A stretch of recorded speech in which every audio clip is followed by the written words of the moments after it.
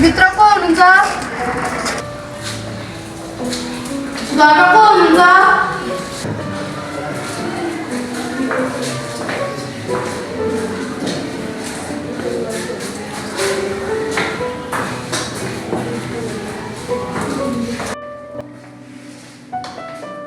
तपाईँ यहाँ किन आउनुभएको?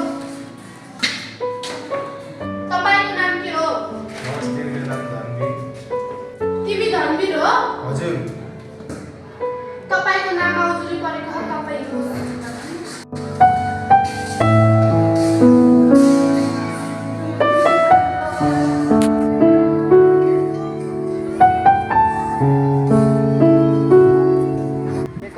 धनवीर बुहारी आइसिन् कि क्या हो घरमा?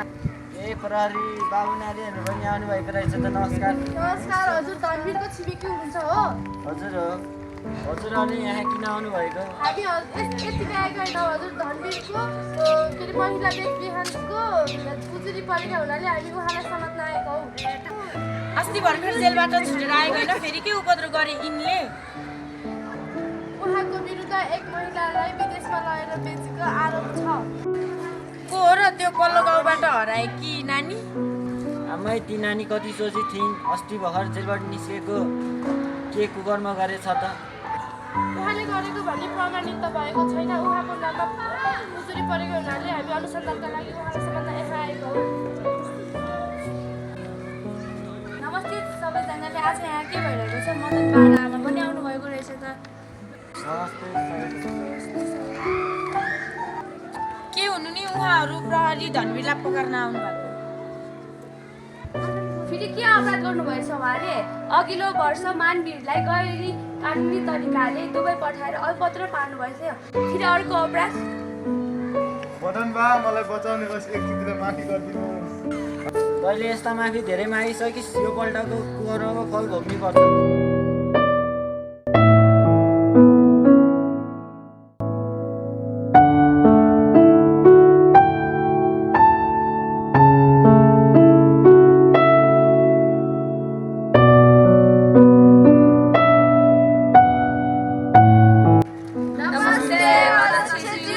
नमस्ते सबैजनालाई। यहाँ के हुँदैछ भन्नुहोस् त सानोमा। कुरा गम्भीर छ अध्यक्षज्यू। पल्लो गाउँकी चेली धेरै समयदेखि बेपत्ता भएको कुरा त हजुरलाई नि थाहा छ। त्यो पल्लो गाउँकी चेली बेपत्ता हुनुमा धनवीर दाइको हात छ भन्ने उजुरी परेको रहेछ। त्यही भएर प्रहरीहरू उहाँलाई पकाउन आउनुभएको अरे।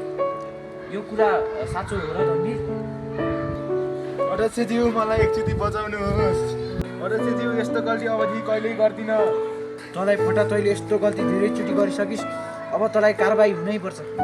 सहयोगको लागि तपाईँहरूलाई धन्यवाद। हामी अनुसन्धानको लागि